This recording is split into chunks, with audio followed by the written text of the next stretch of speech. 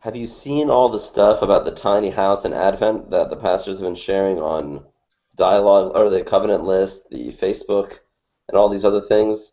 We're wondering if people actually know what we're talking about. And so we're trying to answer the question today. What's the deal with the tiny house and Advent and all of this? This is for people who are interested in our meetings that happen on Sundays, or for people who are regularly a part of us and need to hear it again. So let's talk about this tiny house and Advent. Ben, get us started. Yeah. So first off, what's up with Advent? A lot of people that are coming to our meetings may not have ever participated in that or know what we're talking about.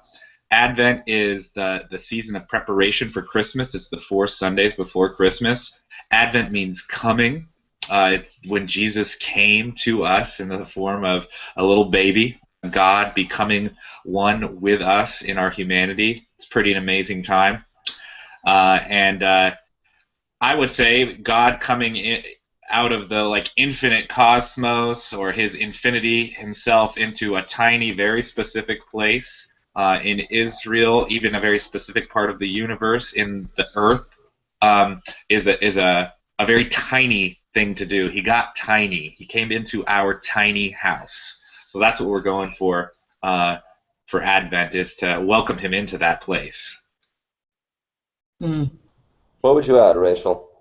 Well, I'm thinking about the first week and how we're going to journey with Isaiah and how his times were just as fearful and violent as ours. And so he was receiving this revelation of this child that would be born to bring peace and justice. Um, and so we get to wait expectantly and in hope this week and throughout these next 4 weeks, for God to come in and be our dwelling place, be our tiny house, fill our tiny house again. One of I'm the definitely going to reasons, use that when I'm writing my speech for Sunday. Thanks, Rachel. No problem. one of the things we're trying out with this team that you're looking at is how to be involved in a common teaching and develop concepts and themes and help us spend less brain energy on doing like unique um, independent teaching things and how to get us to use that space on our unifying good teaching and development, as well as being able to try to spend more time including the next person. So week 2, we go to John the Baptizer, who needs to become less as a leader of this movement that's building around his time, so that Jesus can become greater. Can I just say, too, that this might be one of the first times you're trying to pull something off like this across all the congregations, similar themes, similar messages, similar even images that we're sharing. And it isn't so easy to do it.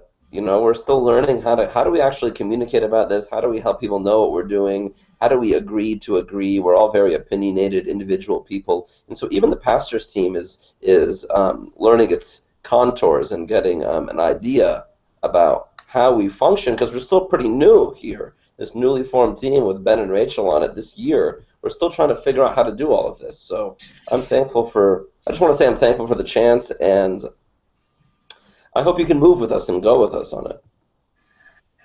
Yeah, Joshua got us to week 2, and I just want to say this is fun so far. I'm the team leader on this project. I think it's real fun to kind of come up with it together instead of in isolation. And we're even doing that right now. As Rachel had an idea, Johnny was like, "Ooh, I'm going to say that." But let's get to Mary. I think Mary might be the theme song of Advent always, because she's the one birthing the baby, and she sings the Magnificat, which is this story about the lowly being uplifted, the poor being brought up, and the rich being brought down. It's about making things smaller or making things bigger if they are too small. Humble is the word that goes with tiny. We're accepting our size, our relative size, and humble isn't about always being made small. It's about being made as small as we are, relatively to, for example, the infinite God in a baby. So we're being rightly sized when we say we're being tiny, because we're recognizing how much bigger all of this is and how amazing it is that we get to participate in that. Yeah, and I guess we're going through all the weeks here. So I played a shepherd in a nativity scene once. I went to a church where I was the only Egyptian. They had to figure out how to sign up the Middle Eastern person to be the Middle Eastern shepherd. Um, They're all and Middle Eastern, though. what's that? All the people in the story are Middle Eastern, though. I know, but the shepherds especially, they thought. That's a yeah. I understand the logic there for some reason. And the shepherds, obviously, as some of us even know, are a lowly class of person. They're usually not the sheep owners. But they watch someone else's sheep. They keep them protected. And God is giving them this message of the birth of the Savior of the world, especially, even in their tiny place. And they're sharing it in the ways that they can, doing what they can, and they're doing their part in changing the world, in bringing in this baby that's totally counterintuitive, totally doing the opposite thing that we would expect, not coming in kingly form to save the world. Totally different thing. And the shepherds are such a good example of that, these lowly, even dirty people that are being used by God. The pastors were arguing about this the other day, maybe the other week. You know, King David, Amos, Moses, they were shepherds too. So even the Jewish people had some sort of idea about what shepherds were and had some respect for them. But by and large, they were still poor, smelly, and hung out with animals all day. And so they were employed this way by God. Yeah. I think that having the same theme and talking about it here with you guys is reminding me of the house we're building together, not just as 4 congregations, but for whoever's next, to help build this house. And so I'm kind of excited to wait in hope and expectation with you all this Advent for that bringer of peace and justice that I think we're longing for. I mean, just the local news yesterday and the world news was like, wow.